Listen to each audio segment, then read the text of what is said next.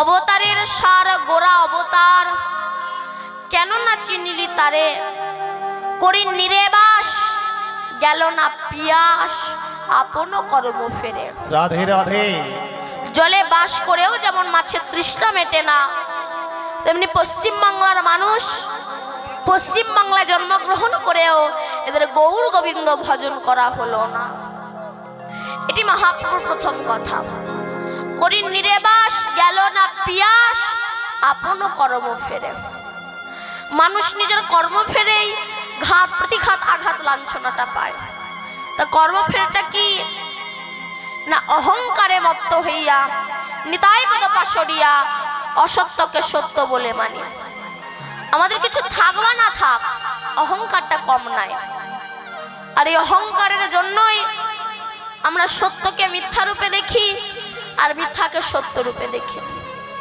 তা সত্য মিথ্যাটা কেমন না? ছেলে আমার, মেয়ে আমার, নাতি নাতনি, আত্মীয় স্বজন সবাই আমার, কিন্তু আমি যে কার এই ঠিকানাটা আমার আর নেওয়া হলো না।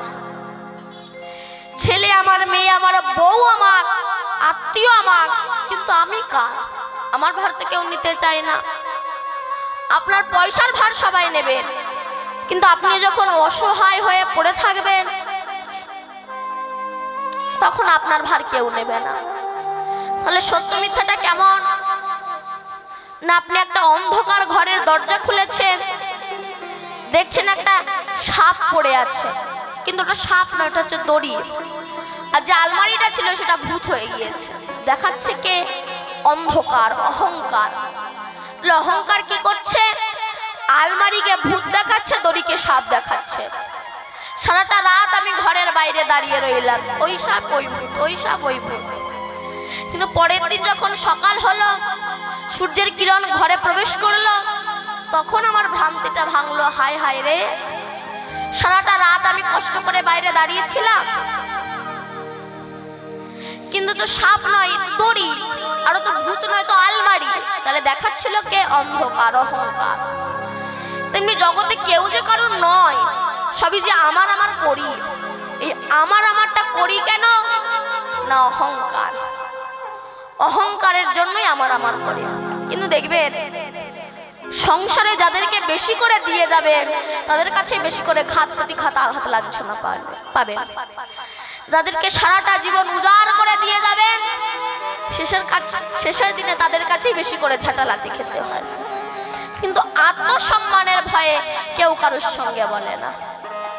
কারোর বউ যদি গালে চড় মারে, সে কি গিয়ে বলবে কাল না আমার বউ আমারে মেরেছিল? বলবে? তা বউ যদি মারে রসগোল্লার মতো খায়, কিন্তু বাবা যদি মারে সেন্টিমেন্টে লাগে। বড় হয়ে গেছে, দেখতে পাও না কত কথা। তো সংসারে সবাই সবাইকে লাথি মারে, আত্মসম্মানের ভয়ে কেউ কারোর সঙ্গে বলতে পারে না।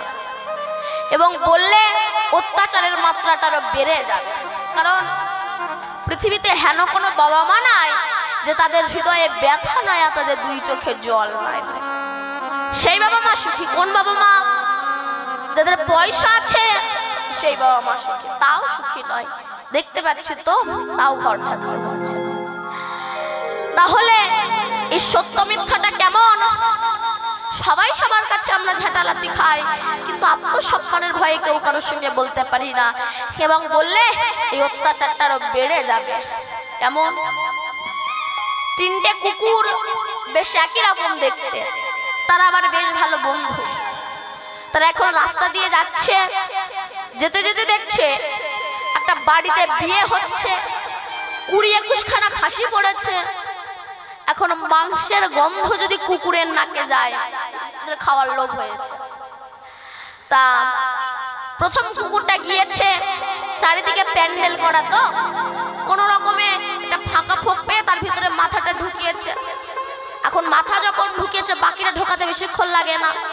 ব্যাস ভেতরে গিয়েছে, গিয়ে দেখছে একদিকে মাংস রান্না হচ্ছে, একদিকে কত রকমের মিষ্টি। যেই না সে কুকুরটা মুখ দিতে যাবে, যে রান্না করছিল, ওই যে গরম জ্বলন্ত আগুন দেওয়া কাঠ, ওই ছুঁড়ে মেরেছে। কেউ কেউ করতে করতে বেরিয়ে এসেছে। তো আর দুটো কুকুর বলছে, কিরে এই এক্ষুনি গেলি আর এক্ষুনি চলে এলি যে? তখন প্রথম কুকুরটা বলিস নে, যাওয়ার সঙ্গে সঙ্গেই গরম গরম। এর কিন্তু দুটো মানে হয়, একটা হচ্ছে গরম গরম খেতে দিয়েছে, আর একটা হচ্ছে গরম কাঠ ছুঁড়ে মেরেছে। তা বলতে পারছে না তো যে গরম কাঠ ছুঁড়ে মেরেছে, তাই বলছে যাওয়ার সঙ্গে সঙ্গেই গরম গরম। ব্যাস, এবার দ্বিতীয়টা গিয়েছে, সে গিয়ে যেই না মুখ দিতে যাবে, রানী আচ্ছা ঠেঙান ঠেঙিয়ে তারপরে ছেড়েছে। তো আর দুজনা বলছে কি রে, তুইও তো তাড়াতাড়ি চলে এলি। তখন দ্বিতীয় নাম্বার কুকুরটা বলছে আর বলিস নে, যাওয়ার সঙ্গে সঙ্গেই বসিয়ে দিয়েছে। ব্যাস, এবার 3 নম্বর কুকুরটা যে গিয়েছে, একই রকম দেখতে, তো একই রকম চেহারা, কালো, একই রকমই দেখতে। তা তৃতীয় নাম্বার কুকুরটাই যে গিয়েছে, রান্নি বস্তার ভিতর ঢুকিয়ে আচ্ছা ঠেঙান ঠেঙিয়ে বেঁধে রেখে দিয়েছে। এবার সবার খাওয়া দাওয়া শেষ, আবার সবাই ঠেঙিয়ে তারপরে ছেড়েছে। তো এবার এ যেই বেরিয়ে এসেছে, তখন আর দুটো কুকুর বলছে কি হলো, তখন বলছে বলিস না, পেলে কি আর ছাড়ে রে। সবাই আমাকে বলছে আপনি আসেন না, বহুদিন পরে এসেছেন, সকলের মনোবাসনা পূর্ণ করে এসেছে। আত্মসম্মানের ভয়ে কেউ কারোর কাছে বলছে না, সবাই ঝাঁটা খেয়েছে, আত্মসম্মানের ভয়ে কেউ বলছে না। গরম গরম ও যাওয়ার সঙ্গে সঙ্গে বসিয়ে দিয়েছে। তার সংসারে যারা মালিক সেজে বসে আছেন, তারা আমরা বাইরে বলে বলে বেড়াই গরম গরম দিচ্ছে, যাওয়ার সঙ্গে সঙ্গে বসিয়ে দিয়েছে, কিন্তু কি যে দিচ্ছে তা তো বুঝতে পারছি।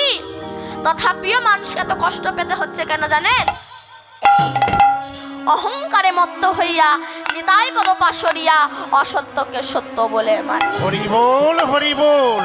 তাই সেই গৌরাঙ্গ মহাপ্রভু এসেছেন, একটু হরিনাম করো, কৃষ্ণ ভজন করো, গৌর ভজন করো। তোমরা গৌর ভজ, তোমরা গৌর ভজ, গৌর ভজ, গৌর গুণধাম, নাম ভজ, নাম ভজ, নিত্যানন্দ নাম। তোমরা গৌর ভজ, তোমরা গৌর ভজ, গৌর ভজ, গৌর গুণধাম, নামে ভজ, নামে ভজ, নিত্যানন্দের নাম। তোমরা গৌর ভজ, গৌর ভজ, গৌর ভজ, গৌর গুণধাম, নাম ভজ, নাম ভজ, নিত্যানন্দ নাম। তোমরা গৌর ভজ, তোমরা গৌর ভজ, গৌর ভজ, গৌর গুণধাম, নামে ভজ, নামে ভজ, নিত্যানন্দের নাম। নিত্যানন্দ, নিত্যানন্দ, সবার মনে দেয় আনন্দ। নিত্যানন্দ, নিত্যানন্দ, সবার মনে দেয় আনন্দ। গৌর ভজ, গৌর ভজ, গৌর গুণধাম, নাম ভজ, নাম ভজ, নিত্যানন্দে নাম। তোমরা গৌর ভজ, গৌর ভজ, গৌর গুণধাম, নামে ভজ, নামে ভজ, নিত্যানন্দের নাম। কলিযুগে এসেছিল নিমায়া নিতাই, হরি নামে প্রেম বিলাল জগায়ার মাথায়। এই কলিযুগে, এই কলিযুগে এসেছিল নিমায়ের নিতাই, হরি নামে প্রেম বিলাল জগায়ের মাথায়। নিত্যানন্দ, নিত্যানন্দ, সবার মনে দেয় আনন্দ। নিত্যানন্দ, নিত্যানন্দ, সবার মনে দেয় আনন্দ। গৌর ভজ, গৌর ভজ, গৌর ভজ, গৌর গুণধাম, নাম ভজ, নাম ভজ, নিত্যানন্দে নাম। তোমরা গৌর ভজ, গৌর ভজ, গৌর গুণধাম, নামে ভজ, নামে ভজ, নিত্যানন্দের নাম। তোমরা গৌর ভজ, গৌর ভজ, গৌর ভজ, গৌর গুণধাম, নাম ভজ, নাম ভজ, নিত্যানন্দে নাম। তোমরা গৌর ভজ, নামে ভজ, নামে ভজ, নিত্যানন্দের নাম।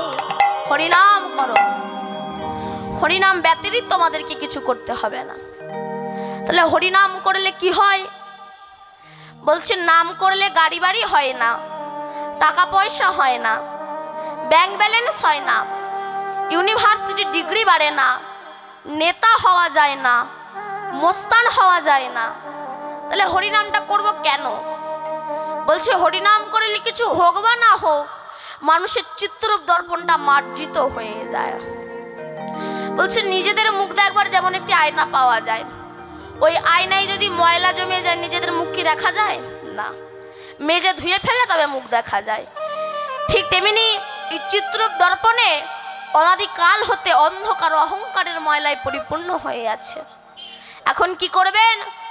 বসে বসে কৃষ্ণ নাম দিয়ে মাজুন, মেজে চোখের জলে ধুয়ে ফেলুন। ধুয়ে ফেললে ভগবান দেখতে আর বৃন্দাবনে যাওয়া লাগবে না, এই হৃদয় মন্দিরেই তুমি ভগবানকে দর্শন করতে পারবে। হরি বল হরি বল। হরিনাম করলে তাহলে কি হয়?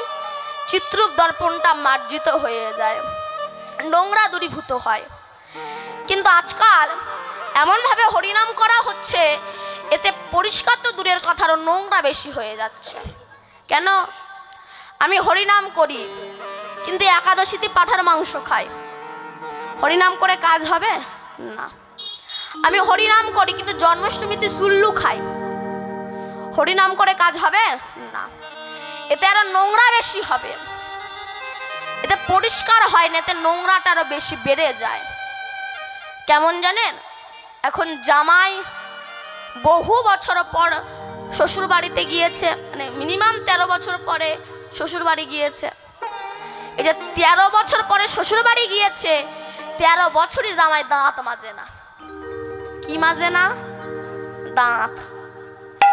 13 বছর যদি কেউ দাঁত না মাজে, সে দাঁতের ডিজাইনটা কেমন হয় একটু বলুন তো? একেবারে ড্রেন ফ্রেন সব পূর্ণ হয়ে গেছে, নালা খালা সব বন্ধ হয়ে গিয়েছে। ওই অবস্থায় শাশুড়ির পাশে গিয়ে প্রণাম করছে আর বলছে মা। আর ওই যে মা বলে চিল্লে উঠেছে, ওর হাওয়া শাশুড়ির ভেতরে প্রবেশ করে শাশুড়ি একেবারে সেন্সলেস হয়ে গিয়েছে, মানে শাশুড়ি মা অজ্ঞান হয়ে গিয়েছে।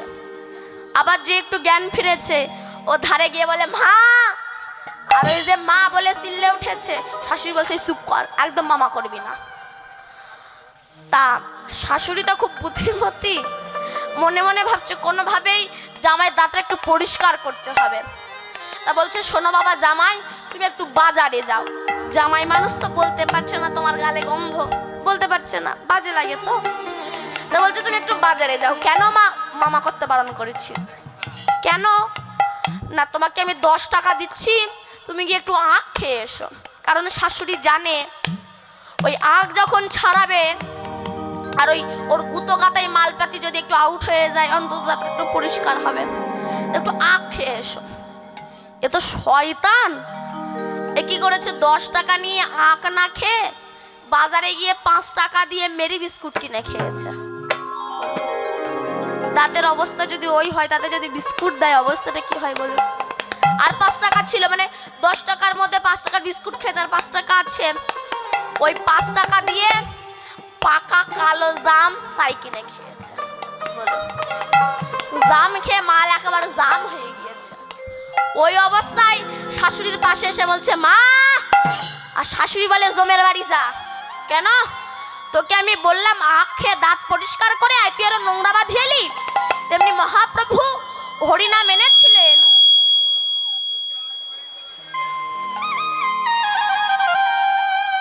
হরিনাম এনেছিলেন কলির মানুষের হৃদয়ের নোংরা দূরীভূত করার জন্যে। কিন্তু আমরা এমনভাবে হরিনাম করছি, এতে পরিষ্কার দূরের কথার নোংরা বেশি হচ্ছে। তাই কলিতে বৈষ্ণব বহুত হইবে, হাসিতে খেলিতে সব জমালয়ে যাবে। হরি বল হরি বল। তাই মহাপ্রভু বুঝে নিয়েছিলেন এই পশ্চিমবাংলার কিছু কিছু হিন্দু জাতি এরা ভালো না। কেন না? এদের গাড়ি বাড়ি হয়েছে, টাকা পয়সা হয়েছে, এরা পড়াশোনা শিখেছে, কিন্তু এরা এখনো মানুষ হতে পারেনি। মানুষ হতে গেলে গাড়ি বাড়ি টাকা পয়সার প্রয়োজন হয় না। মানুষ হতে গেলে মানুষের সঙ্গ করে, মনুষ্যত্ব অর্জন করে, তবেই তাকে মানুষ বলা হয়। কেন? এখান থেকে আনুমানিক 150 বছর আগে বিবেকানন্দ উনি গ্রাজুয়েশন পাশ করেছিলেন। তথাপিও তিনি রামকৃষ্ণ পরমহংসদেবের চরণে শিষ্যত্ব গ্রহণ করেছিলেন। কিন্তু দেখবেন এই হিন্দুদের মধ্যে কিছু কিছু হিন্দু জাতি আছে, এরা সামান্য একটু পড়াশোনা শিখে মনে করে আই আমি রয়্যাল বেঙ্গল টাইগার, ভগবান টগবান। কিন্তু বিবেকানন্দ তৎকালীন যুগে গ্রাজুয়েশন পাশ করেও তিনি রামকৃষ্ণ দেবের চরণে শিষ্যত্ব গ্রহণ করেছিলেন। তিনি তো মনে করতে পারতেন আমি গ্রাজুয়েশন পাশ করেছি, রামকৃষ্ণ দেব মূর্খ, আমি ওনার সঙ্গ করব না। তবে ওনাকে বিয়ে পাশেই বসে থাকতে হতো।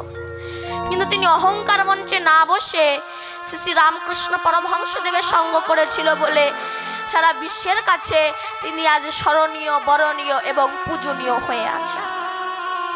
আমরা এত ড্রেস করে ঘুরে বেড়াই, আমাদেরকে কেউ চিনতে পারে না।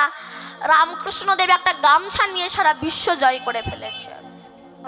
এবং কবিগুরু রবীন্দ্রনাথ ঠাকুর খুব ভালো জামা কাপড় তিনি পরতেন না, দাড়ি মাড়ি সব পরিপূর্ণ ছিল। পড়াশুনো বেশি দূর জানতেন না, ক্লাস 8 পর্যন্ত পাশ করেনি। তিনি আজ বিশ্বকবি হয়ে আছেন। অতএব লেখাপড়া শিখলেই মানুষ হওয়া যায় না, মানুষের সঙ্গ করে মনুষ্যত্ব অর্জন করলেই তবেই তাকে মানুষ বলা যাবে। কেন? লেখাপড়া শিখলেই যদি তাকে মানুষ বলা হতো, তাহলে বলুন তো দিল্লিতে আজ যারা বিস্ফোরণ করে বেড়ালো তারা কি সব মূর্খ ছিল? তারা তো সব শিক্ষিত ব্যক্তি ছিল, তথাপিও তারা সমাজ ধ্বংস করার জন্য বিস্ফোরণ করে বেড়ালো। যদি আজ ধরা না পড়তো, ভারতবর্ষ আজ ধ্বংস হয়ে যেত। তাহলে এদেরকে শিক্ষিত বলবেন? বলুন, এরা কি জাতীয় পড়াশুনো শিখেছে? এদের পড়াশোনায় কোনো ফিল্টার নাই, কিন্তু বিবেকানন্দের পড়াশোনায় ফিল্টার ছিল। এবং এপিজে আব্দুল কালাম, ইনি একজন মহান বিজ্ঞানী ছিলেন। এনারা কখনো মানুষের ক্ষতি চাইতেন না, ধ্বংস চাইতেন না। অতএব এই বিবেকানন্দ রামকৃষ্ণ পরমহংসদেবের আশীর্বাদ মাথায় নিয়ে শিকাগো শহরে গিয়ে বলেছিলেন, শহীদ বলছি আমি হিন্দু। যে হিন্দু কথাটা বলতে আজকাল হিন্দুরা লজ্জা পায়, যে হিন্দু কথাটা বলতে আপনারা ভয় পাচ্ছেন। কিন্তু লিখে রাখুন, এখনো যদি হিন্দু এক না হয়, আগামী 20-30 বছরের মধ্যে একটা হিন্দু আর পৃথিবীতে থাকবে না। কেন? এদের ঐক্যহীনতার জন্য।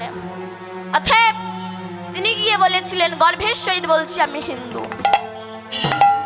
তো সে দেশের ব্যক্তিরা বলেছিল, আচ্ছা আপনি তো বলছেন আপনাদের ধর্ম সবচেয়ে বড়, তার প্রমাণটা কি? তখন বিবেকানন্দ বলেছিল, হিন্দু ধর্ম ত্যাগের ধর্ম, আদার্স ধর্ম ভোগের ধর্ম। হিন্দু বলে মাছ খেও না, মাংস খেও না, বেশি বিয়ে করো না, বেশি বাচ্চা নিও না, ত্যাগ। অন্য ধর্ম বলে ভোগ, তাই তো শ্রেষ্ঠ।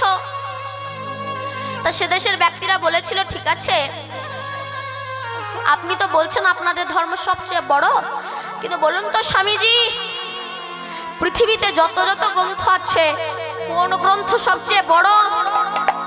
স্বামীজি বুঝে নিয়েছিলেন আমাদের ধর্মকে ছোট করার ষড়যন্ত্রের একটা জাল বিস্তারিত করা হচ্ছে। তাই তিনি বললেন, আমি মুখে বলতে পারবো না, টেবিলে সব গ্রন্থগুলো রাখো, আমি দেখে বলে দিচ্ছি। সে দেশের ব্যক্তিগণ হিন্দু ধর্মকে ছোট করার জন্য হিন্দু ধর্মের গীতাটা সবার নিচে দিয়ে তার উপর সমস্ত শাস্ত্র গ্রন্থ রেখে দিয়েছে। স্বামীজি হেসে বলছে, বিচার তো আপনারা করেই রেখেছেন, কেন গীতা যদি নিচে থেকে গীতাই বড় হবে কেন? আরে মশাই বুঝলেন না, ভার যে সইতে পারে সেই তো বড় হয়। ভিতরূপে আমার গীতা দাঁড়িয়ে আছে, তার ওপরে আপনি আছেন। আমার গীতাকে নিচ থেকে টান দিলে আপনি পড়ে যাবেন। গীতা আছে তাই আপনি আছেন, হিন্দু ধর্ম আছে তাই নিতাই গৌর হরিবল বলে সমস্ত ধর্ম আছে। কিসের দ্বারা বলেছিল? বিয়ে পাশের দ্বারা নয়, রামকৃষ্ণ দেবের আশীর্বাদের দ্বারা শিকাগো শহরে গিয়ে তিনি বলেছিলেন, গর্ভের সহিত বলছি আমি হিন্দু। তাই মহাপ্রভু বুঝে নিয়েছিলেন এই পশ্চিমবাংলার হিন্দু এরা ভালো না। কেন? এরা যেখানে খাওয়া পায়, এরা যেখানে দলে দলে এরা সেখানে যায়। কেন? দেখবেন যদি কেউ ইসকন মঠে যান, ওখানকার যে সাহেব তারা জানেন এই পশ্চিম বাংলার হিন্দু এরা বড় খেতে ভালোবাসে, এদেরকে একটু খাওয়াতে হবে। তো ওখানে যদি কেউ যান, দেখবেন ওখানে বিকেল বেলায় খিচুড়ি প্রসাদের ব্যবস্থা করা আছে, অপূর্ব টেস্ট। বিকেল বেলায় খিচুড়ি প্রসাদের ব্যবস্থা করা আছে।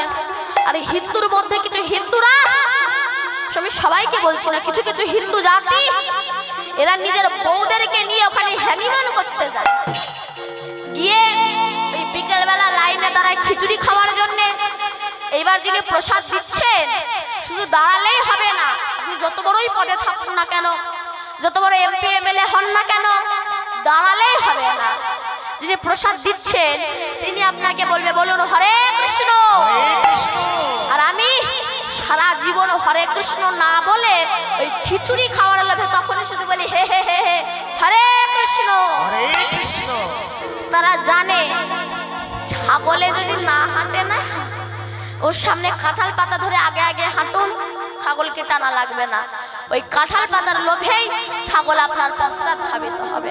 ঠিক তেমনি যারা কৃষ্ণ কথা বলে না, এদেরকে এই খিচুড়ি খাওয়াতে হবে, আর এই খিচুড়ি খাওয়ানোর লোভেই এদের কৃষ্ণ কথা বলাতে হবে। তাই সেই মহাপ্রভু এসেছে, তোমরা বিলম্ব করো না, একটু হরি নাম করো। সুরধন্যতি দিয়ে যখন নাম গাইতে গাইতে যাচ্ছ না, তাই দেখে আমার বৈষ্ণব কবি পদখানা লিখেছেন কি, আপন অপপুর ছাওয়ানে হেরিয়া, আপন বপুর ছাওয়ানে হেরিয়া, আপন অপপুর ছাওয়ানে হেরিয়া, আপন বপুর ছাওয়ানে হেরিয়া, চমকি উঠয়ে মনে, চমকি উঠয়ে মনে, আপন বপুর ছাওয়ানে হেরিয়া, আপন বপুর ছাওয়ানে হেরিয়া, চমকে উঠায়ে মনে, চমকে উঠায়ে মনে। আর কি জানি বহু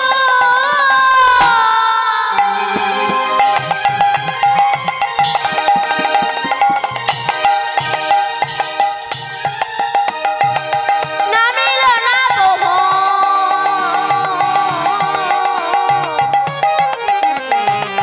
এত নামি অন্তর ধ্যানে, আর কি জানি অবহ,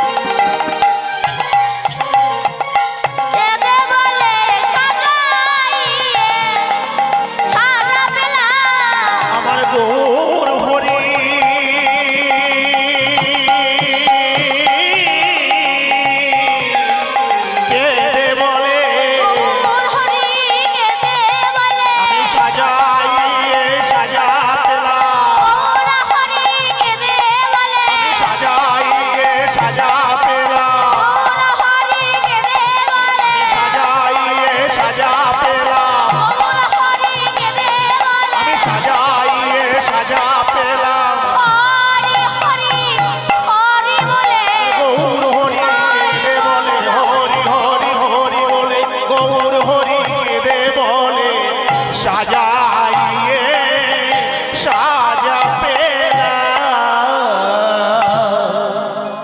ক্ষমতাকে কেউ যদি অপব্যবহার করে মানুষ দুর্বল হয়ে পড়ে। জানেন তো পঞ্চ পাণ্ডবের মধ্যে সবচেয়ে কার গায়ে বেশি শক্তি ছিল বলো? কার গায়ে? হরে ভীম। এই ভীমের গায়ে বেশি শক্তি ছিল বলে এ কাউকে পাত্তা দিত না, নিজের ইচ্ছা মতো চলাফেরা করত। কেন? আমার গায়ে শক্তি আছে। বাবা তুমি ভেবো না আমি স্বপ্নের ওপরেরও একজন আছে। কেন?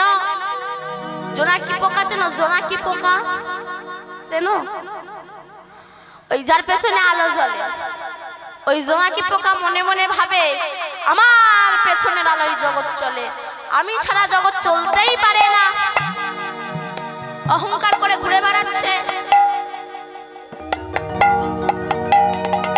এমন সময় যেই না বাড়ির মালিক কেরাসিনের ল্যাম্প জ্বালিয়ে দিয়েছে, তখন জোনাকি পোকা মনে মনে ভাবছো বাবা আমি ভাবলাম আমার পেছনের আলোয় জগৎ চলে, এ তো দেখছি আমার উপরেরও একজন আছে।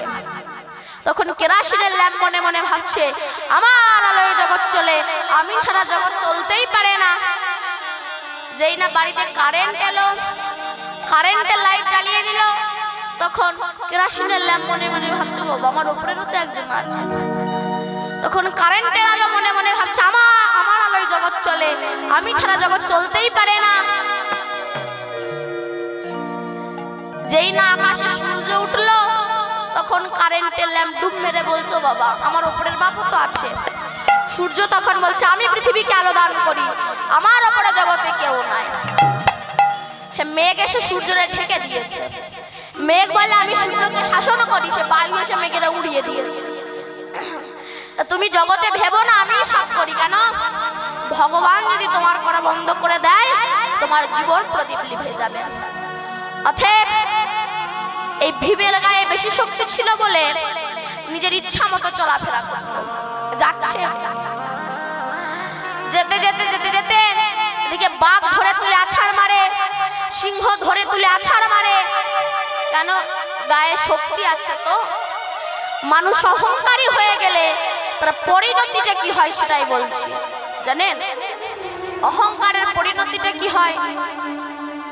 এক গেজেটেড অফিসার নদী পার হচ্ছে, তো নিজের গর্ভের কথাটা মাঝিকে শোনাচ্ছে। জানো মাঝি আমি একজন গেজেটেড অফিসার, কথাগুলো না একটু মন দিয়ে শুনুন। কেন? পৃথিবীতে কীর্তন বহু বেড়ে গিয়েছে, যেখানে সেখানে কীর্তন হচ্ছে, এত এত কীর্তন হচ্ছে, কিন্তু বলুন তো অমানুষ কেন মানুষ হচ্ছে না? মানুষের অমানুষ হয়ে যাচ্ছে কেন? কারণটা কি? বলছে যিনি কীর্তন গাইছে তারই চরিত্র ভালো না, তো আপনার চরিত্র ভালো হবে কি করে বলো? আমি কীর্তন গাইছি কিন্তু আমি এদিকে পাঠার মাংসও খাই, সব খাই, চুল্লুও খাই, মাংস খাই, মাছ খাই, সব কিছু খাই, আবার আসরে সে কীর্তন করি। তা আমার মুখে কীর্তন শুনে কি আপনাদের চিত্তশুদ্ধি হবে? হবে না। কেন? আমি আসরে ওঠার সময় মাছ মাংস খেয়ে আসরে উঠছি, আমার মুখে কীর্তন শুনে কি আপনাদের চিত্তশুদ্ধি হবে? না। তাই বলছে হরিনাম শোনো যে বৈষ্ণবের ওঠাই, হরিনাম শোনো, কিন্তু অবৈষ্ণবের মুখে শুনলে কোনোদিনও হরিনামে কৃপা হবে না। হরি বল হরি বল। কারণ নোংরা জলে কি নোংরা পরিষ্কার হয় রে মা? অতএব অফিসার গিয়ে বলছে জানো মাঝি আমি একজন গেজেটেড অফিসার। মাঝি বলছে হ্যাঁ আপনি শিক্ষিত মানুষ, তা তোমাকে কটা প্রশ্ন করবো বলতে পারবে? বলে বলো। আচ্ছা বলো তো দিন রাত হয় কেন? ও তখন বলছে স্যার আমি মূর্খ মাঝি, বলতে পারবো না। আচ্ছা বলো তো অমাবস্যা পূর্ণিমা হয় কেন? না স্যার আমি পড়াশোনা শিখিনি, স্কুলে যাইনি, বলতে পারবো না। আচ্ছা বলো তো জোয়ার ভাটা হয় কেন? না স্যার আমি জানি না। দেখ তুমি কিচ্ছু জানো না, চালাও না। যেই না নৌকা মাঝপথে এসেছে, ভীষণ কালে বৈশাখ নৌকা একেবারে ডুবে যায়, ডুবে যায়। অফিসার বলে মাঝি নৌকা যে ডুবে যাচ্ছে। মাঝি বলে স্যার আপনি এত কিছু শিখেছেন, সাঁতারটা শিখেছেন তো? বলে ভাই ওইটা তো শিখিনি, তাহলে ডুবে মরো। আমরা সব শিখেছি কিন্তু ভবপারাবারের সাঁতার হরি নাম আমরা শিখিনি, আমাদের তো ডুবে মরতেই হয়। তাই ভীম যখন নিজের ইচ্ছা মতো চলাফেরা করত, বনের ভেতরে দিয়ে যাচ্ছে, যেতে যেতে বাঘ ধরে তুলে আছাড় মারে, হাতিকে ধরে তুলে আছাড় মারে। এইবার বলুন তো মা, মৃত্যুর কাছে আমরা যাই না, মৃত্যু আমার কাছে আসে? বলুন, আমরা মৃত্যুর কাছে যাই না, মৃত্যু আমার কাছে আসে? আমি যদি সকালবেলা উঠে খালি পেটে সুল্লু খাই, তা আমি মৃত্যুর কাছে যাব না, মৃত্যু আমার কাছে আসবে? আমি মৃত্যুর কাছে যাব। তো ভীম অমনি জঙ্গলের ভিতর দিয়ে যেতে যেতে যেতে যেতে একটা গহ্বর গুহার ধারে এসে দাঁড়িয়েছে। যেই না দাঁড়িয়েছে, ওই গুহার ভিতর থেকে একটা বিশাল অজগর সাপ এসে ভীমকে আষ্টে পিষ্টে জড়িয়ে ধরেছে। ভীম কিছুতেই ছাড়াতে পারছে না। তত্ত্ব কি বলুন তো? অহংকারী ব্যক্তি ইচ্ছাকৃত ছুটে বেড়ায়, অভিশাপ রূপ সাপ এসে তাকে মৃত্যুর পথে নিয়ে যেই না সে জড়িয়ে ধরেছে, ভীম কিছুতেই ছাড়াতে পারছে না। প্রথমে দাম দেয়নি, বাঁ হাতে লেজটা ধরে যেই না আছাড় মারতে গিয়েছে, আরো জড়িয়ে ধরেছে। হাড়গুলো কড়মড় কড়মড় করছে, প্রাণ যায় যায়। জানেন, ব্যাং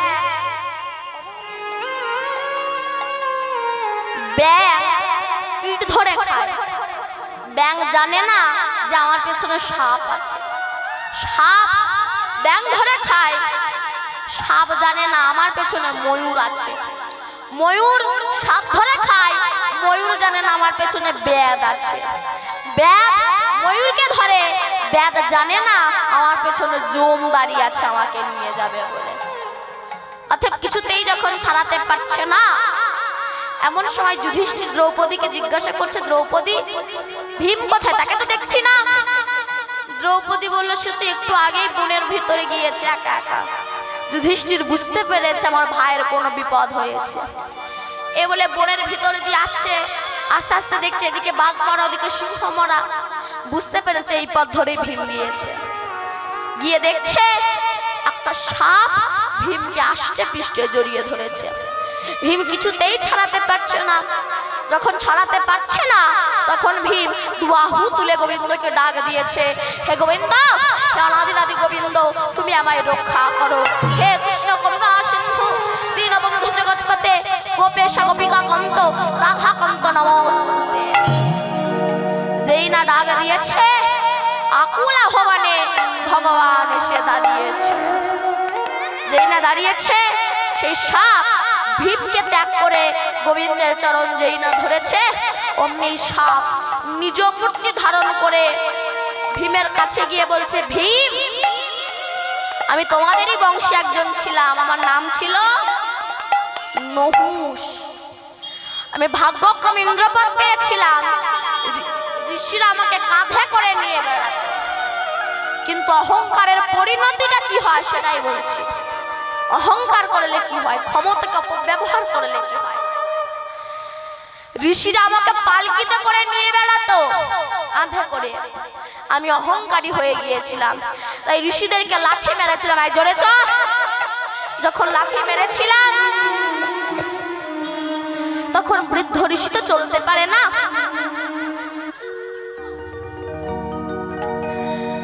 সেই সময় ভগবান কেঁদে বলেছিল, হে ভগবান, আমরা যদি কোনোদিনও তোমায় প্রাণ ভরে ডাকি, আমি অভিশাপ দিলাম এই নহুষ পরজন্মে সর্পকুলে জন্মগ্রহণ করে।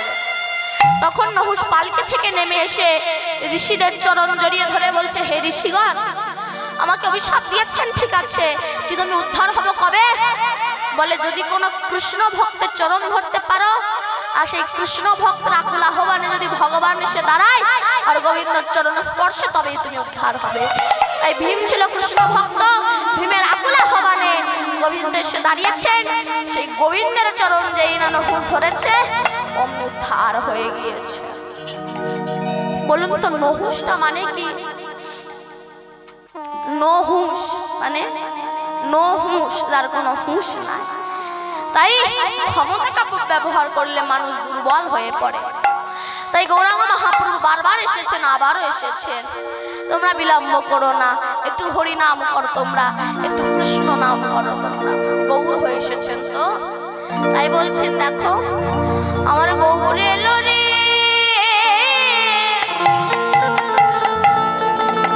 এই সোনার নদিয়া ওলো ধ্বনি। ওলো ধ্বনি কোথায়? শঙ্খের ধ্বনি, ওই শব্দ শোনা যায় আমাদের গৌর এলো রে। আমার গৌর এলো রে, সোনার নদিয়া উলুধ্বনি হরি ধ্বনি শব্দ শোনা যায়। আমার গৌর এলো রে, আমার গৌর এলো রে, সোনার নদিয়া ওলো ধ্বনি হরির ধ্বনি শব্দ শোনা যায় আমার গৌর এলো রে। আমার গৌর এলো রে, সোনার নদিয়া উলুধ্বনি হরি ধ্বনি শব্দ শোনা যায়। আমার গৌর এলো রে, গৌর এলো রে, আমাদের নিতাই এলো রে। ওই না গৌর এলো রে, আমাদের নিতাই এলো রে। গৌর এলো রে, আমাদের নিতাই এলো রে। ওই না গৌর এলো রে, আমাদের নিতাই এলো রে। গৌর এলো রে, সোনার নদিয়ায় ধ্বনি হরির ধ্বনি শব্দ শোনা যায়। গৌর এলো রে, আমার গৌর এলো রে, সোনার নদিয়ায় উলুধ্বনি হরি ধ্বনি শব্দ শোনা যায়। আমার গৌর এলো রে, শান্তিপুরে হাবুডুবু নদে ভেসে যায়। ওই না শান্তিপুরে হাবুডুবু নদে ভেসে যায়। শান্তিপুরে হাবুডুবু নদে ভেসে যায়। ওই না শান্তিপুরে হাবুডুবু নদে ভেসে যায়। ফুল ভাঙিয়া ঢেউ আসে লাগলো গোরার গায়ে। আমার গৌর এলো রে, সোনার নদিয়ায় উলুধ্বনি হরি ধ্বনি শব্দ শোনা যায়। আমার গৌর এলো রে, আমার গৌর এলো রে, সোনার নদিয়া ওলো ধ্বনি হরি ধ্বনি শব্দ শোনা যায়। গৌর এলো রে, আমার গৌর এলো রে, তাই সোনার গৌর নদিয়ায় হরি হরি ধ্বনি শব্দ শোনা যায়। আমার গৌর